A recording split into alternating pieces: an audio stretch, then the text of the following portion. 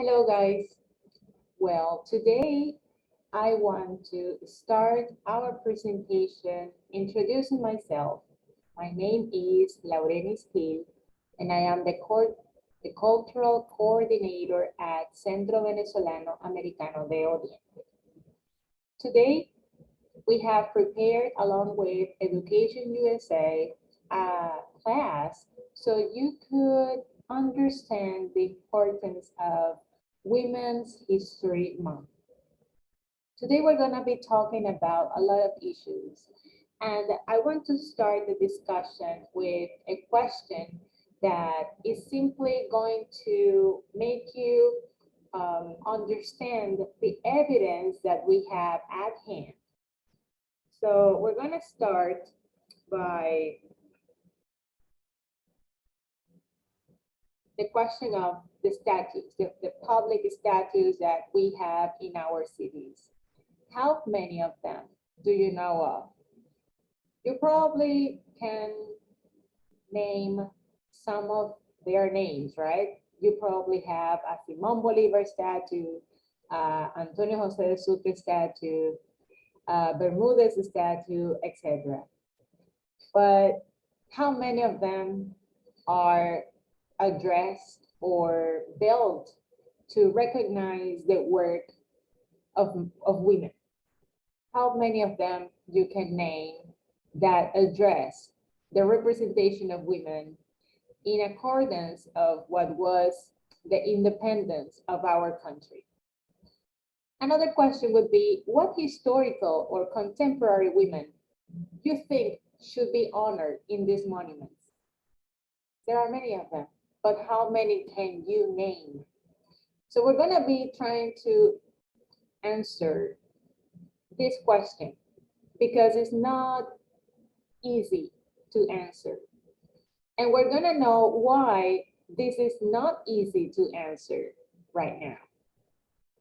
So the first thing we need to think is that when we look back to our history, we often perceive the image of women as a passive figure, like someone that is only expecting for things to change. She is not a person that acts for change. She is often portrayed as a figure that waits for something to change, but she's not active. Also, when we think about the history that we're taught in our history books, we often know of women that are somehow related with men. You probably can name Manuelita Sáenz or Luisa Cáceres de Arismendi or Juana la Emancipadora. But I mean, thinking about these names, how well do you know their stories? Are they really protagonists in our history books? So the thing is that we need to observe that the way our history is written is because we need to think about who tells the story and what message are they trying to perpetuate through these books. Because more often you see white men being the protagonists of our history, but not women. So I wanted to think about how women, or one side of the story that is portrayed as a passive being.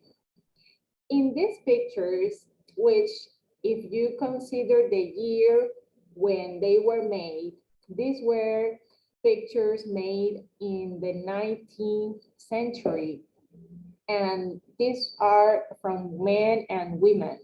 But you can see that in all of these pictures, the women have a passive role. So in the first two pictures, you could see a woman trying to take care of her child. You can see this woman in the private home.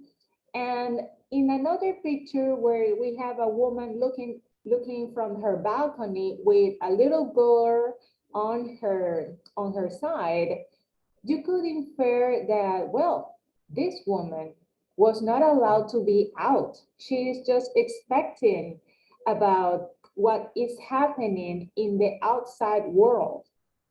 And in the other picture, we have three women playing some music, but who are watching them?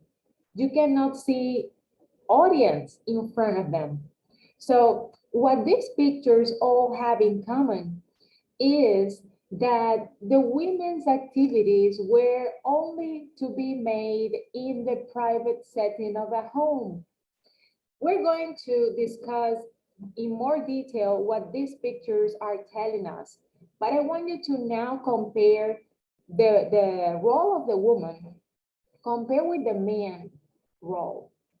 In these pictures, you can see women on the edge of the first picture crying and sitting like helpless beings waiting for somebody to defend them.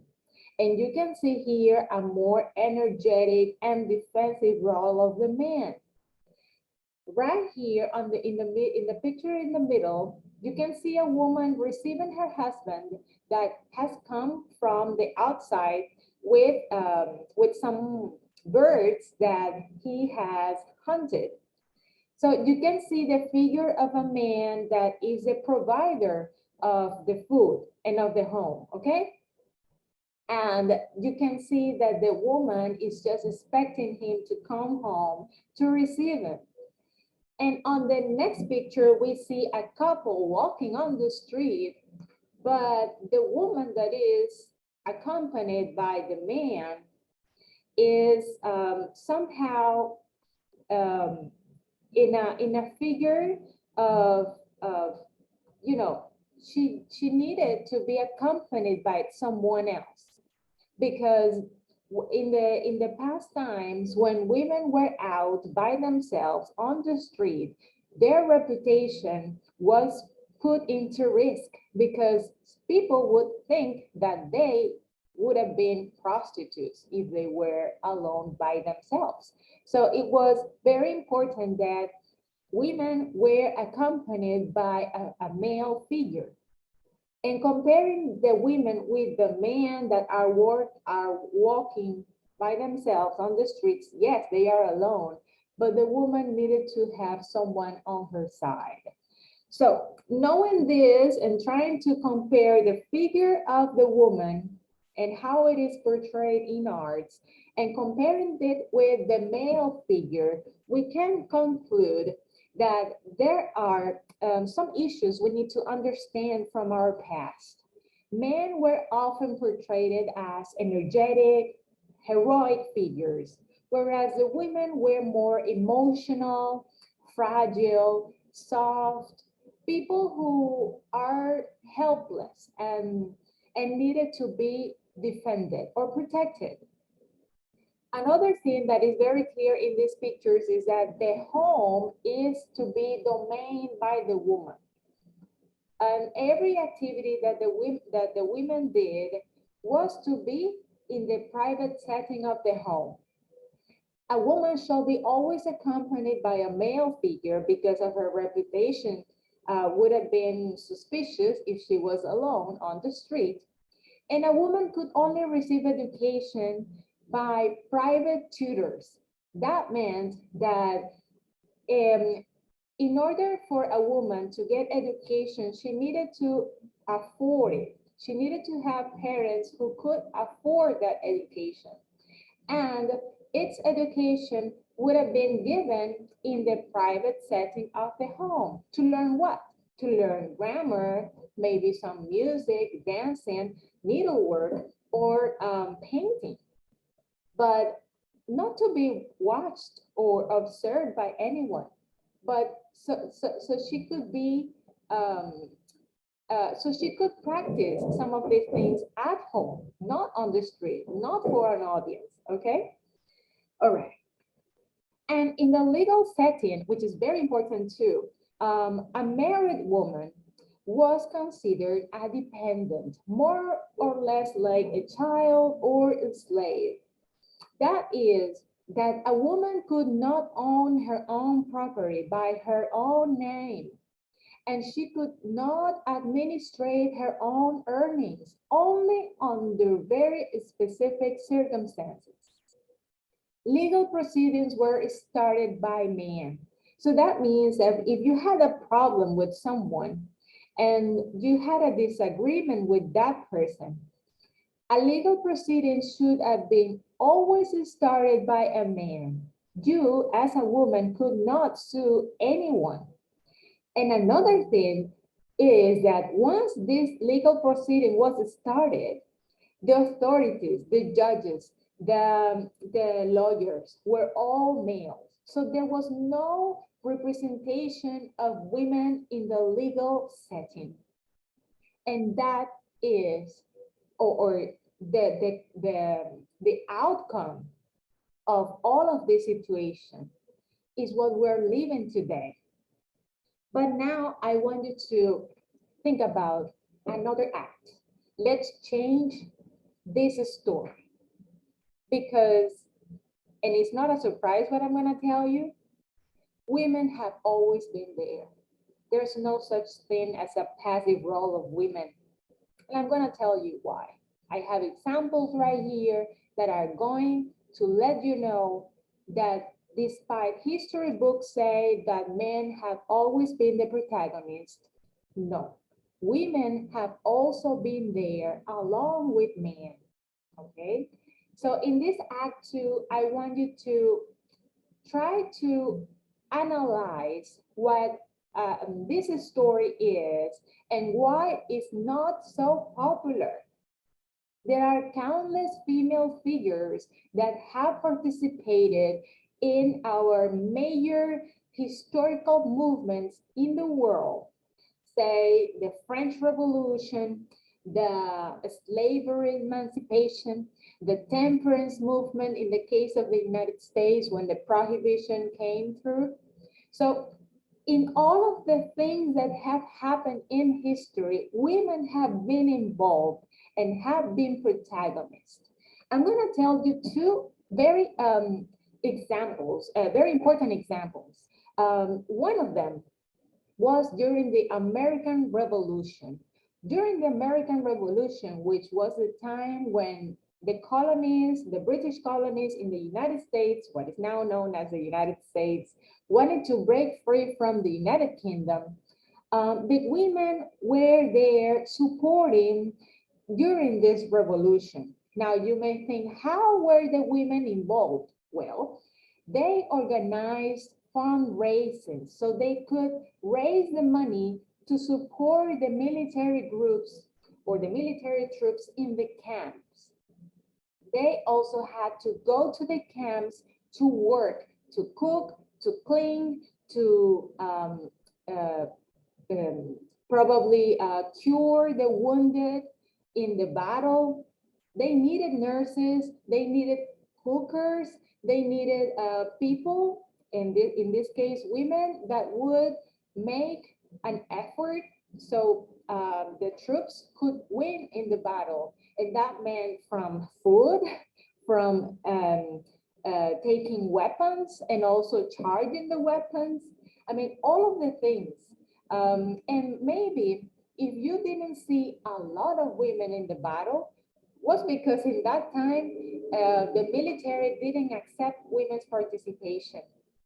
But women could also help in other ways, and they were always there. Another very famous participation of women during the American Revolution was the homespun, which was basically homemade cloth. You'd say, okay, but why was this important? How is sewing important in a battle? Well, in that time, the American colonies had to boycott the products that came from Great Britain. That means that the United Kingdom always sent their goods to America. Maybe textiles, maybe foods, and other things. But the colonies were done with that. They didn't want to buy anything from the kingdom. So they say, no, we want to make our own clothes. We don't want to pay more taxes to the kingdom. So we are going to make our own clothes. And that is what our soldiers are going to wear. And that is what the women did. The women gathered in some squares in the city to fabricate the clothes for the people.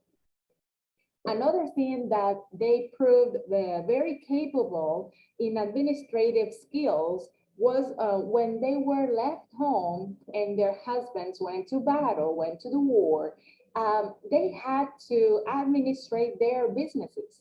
So let's suppose that you had a bakery or a store in the home. Well, your husband was sent to work. Who was going to be the one to handle the business? If you were a woman, you had to stay there so the business wouldn't fall. So in that time, it served to prove that women were capable enough to have administrative skills. And another way that is not very common either was that women were also used as spies. That means that the figure of the woman could act as a spy to transfer information from one troop to the other. Let's suppose that you belong to the American Revolution, so you disguise yourself and you dress or acted like you were from Britain, and then you could act as a spy and try to get information so these troops could win the war.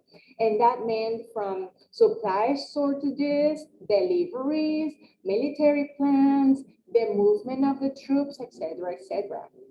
So this is a story that is not very popular because what you could see in books are the strategies that men made, right? But if they hadn't counted on the participation of women, their plans wouldn't have succeeded, all right? Another story that I want you to keep in mind is the act of what happened to Elizabeth Freeman. Elizabeth Freeman was a slave that after the Constitution of the United States was written, was the first legal case in which she took to the legal court to ask for her emancipation. And why did Elizabeth do this?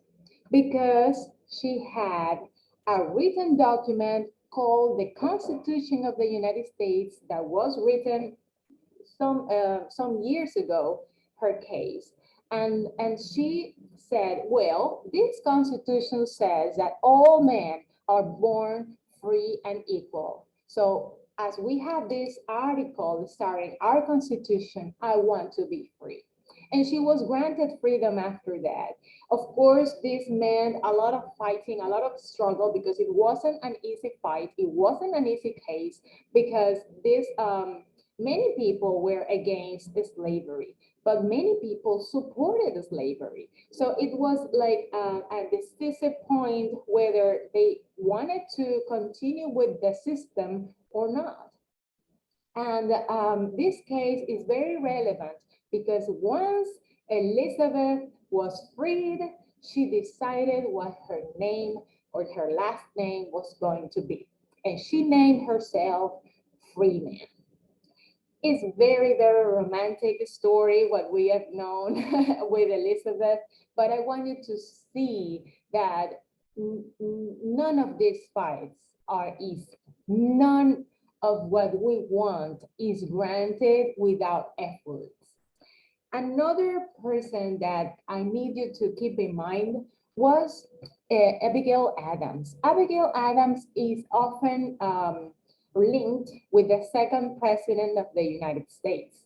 But when it comes to slavery, I need you to think that this was not an issue that only referred to slaves. There were thinkers that knew that the slavery system was the wrong system. And one of these thinkers was Abigail Adams. The wife of the second president of the United States, John Adams. She said in a letter that the same thing that they were fighting for, which was the American Revolution, was the same thing that the Negroes were fighting for, which was their abolition. In this letter, you can read, I wish most sincerely that there was not a slave in the province. It always seemed to me to fight ourselves for what we are robbing the Negroes of, who have as good a right to freedom as we have. So she acknowledged the right of Negroes to get freedom, the same right that they were fighting for with Great Britain. And she also wrote, remember the ladies and be more generous and favorable to them than your ancestors. And this is because she acknowledged that married women didn't have the same rights than their husbands. And she was trying to accomplish these rights by trying to persuade her husband, which was the second president of the United States, to be more gentle with the ladies, with the women. All right, now thinking that abolition was an important point during the consecution of rights for women, I want you to see these pictures because they portray a different woman. You remember the first women that we saw in the pictures, the passive role, they always at home, they always expectant, waiting for reality to happen. Well, I want you to see these pictures as well and say, oh my God, this was a woman that went to battle and whose husband had been killed and she continued to fight. This was a woman that stayed home and defended her territory, her property against the British colonies. And this was a woman that disguised herself as a man so she could fight in the military. So my point is, always you've seen women there. Women have always been in the battle, but their stories have kept silent, untold. Nobody writes about them because it's just the concern of one side of the story. And what we have now is a narrow perspective of history that was written by men. But now the difference is that we are capable of writing history and we can try our history and the past history to be known so the next generations understand that they are capable of changing the reality that they have. And it's not enough to have male changers. It is very important that we have female changers as well in all territories, in the science, in the arts, in the sports, and all areas. Right here, I wanted to wrap it up with two events that happened in our history. One is very famous, you probably know of the French Revolution. In 1789, we're talking about October the 5th, when women went from the markets to the Palace of Versailles to try to demand to the king to attend their necessities, because in that time there was a lot of food scarcity. So this after that event happened, in France, they wrote the Declaration of the Rights of Men and the Citizen. But when this declaration was written in 1789, it didn't take into account the rights of the women and the citizen and the female citizen. So right here, we had a leading opponent whose name was Olympe de Gouges, who wrote the Declaration of the Rights of Women and the Female Citizen. And that is why we have in this, and this was in 1789, and because of her is that we have the feminist movement in our territory, because she was the one who wrote this declaration. She was the one who expressed the sentiment of lots of women from her time.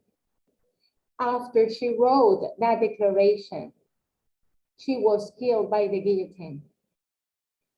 This same thing happened in 1840, but the scenario was totally different. It was in London when they had a convention called the World Anti-Slavery Convention, and they invited people from all over the world, including people from the United States.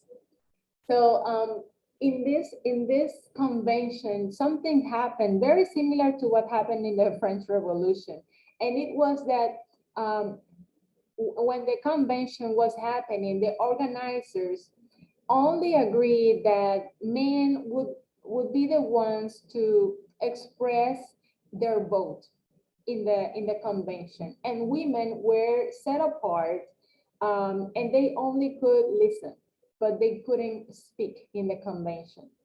And by that time, Katie Stanton and Lucretia Mott, who were American, didn't see that this was just and equal, because if they had made the same effort to go from the United States to London to this convention to fight and support the anti-slavery or the abolition of slavery, then why wouldn't they be welcome to talk, to express their sentiments? So they decided to form their own convention addressing the women's right. And that is why in 1848, they called the first convention addressing the female rights. And this is when they wanted to get the vote. This is when they wanted to be acknowledged rights for the women. And of course, the most important one was the right to vote. This was in 1848, and it was in the Seneca Falls in New York. And this is why we always try to acknowledge Katie Stanton and Lucretia Mott about the female movement in the United States. But it's very important that you consider that before them, there were so many women that were also with the sentiment of gaining rights for themselves. Because as thinkers and as actors, we have always made things to change the reality we are not happy with. And trying to close with this issue, I want you to go back to the first question I made to you. Are there any public statues dedicated to female historical figure women in your community? When thinking about that, it just strikes my mind because I know they aren't. And thinking that in the United States, from the 5,000 historical monuments portraying historical movements in all of the centuries, only 400 are dedicated to women. And how many are there in Venezuela? How many states are named after a woman? Or how many monuments, coins, how many women do we have represented in our historical monuments, in the fields of science, in sports, in arts? Not many. So we need a change because we need to have equity. And I want you to see that, yes, we are trying to awake from this reality, and that is why there are some initiatives taking care of involving girls and women to be part of the fields that have been always dominated by male. But I want you to see the reality, and the reality is that women have always been there to be part of every single act in the history. And I would like to finish with this question. Is Women's History Month relevant to the youth of this generation? I consider it is, because if it isn't, then in 100 years, we're not gonna have a gender equality. So it is very important that for this generation, the representation of women takes to all of the levels, in all of what you're thinking of. Women need to have equal representation than men. In that way, that's the only way we can have a developed idea, a developed world, a developed society. And knowing that what is left to achieve, there are so many things to achieve.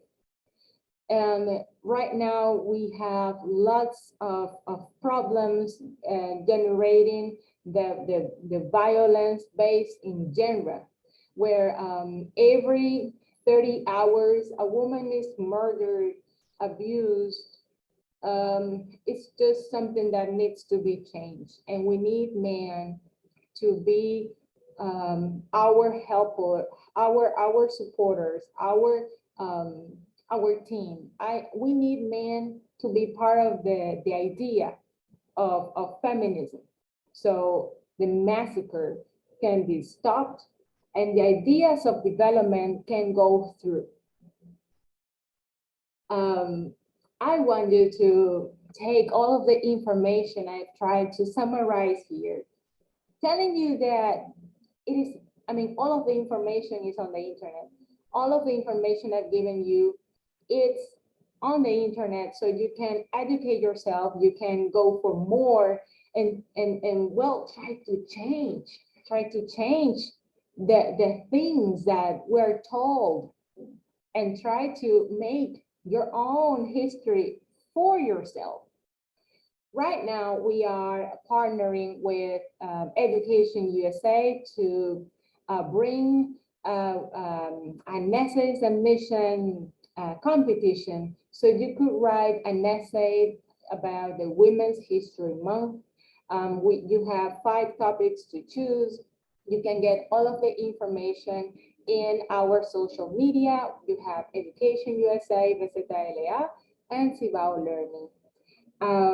I don't want to leave until you see that all of the information I've just given to you comes from the web.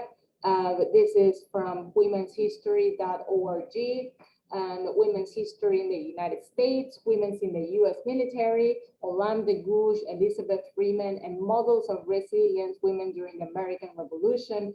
All of it is on the web, and you could request this class and you can watch it over, so you can try to practice your English and of course, try to improve your reality. Thanks for watching. My name is Laurenis Gil, and I'm always at your service in every opportunity you want to reach. I will be available so you can improve your English and your ideas.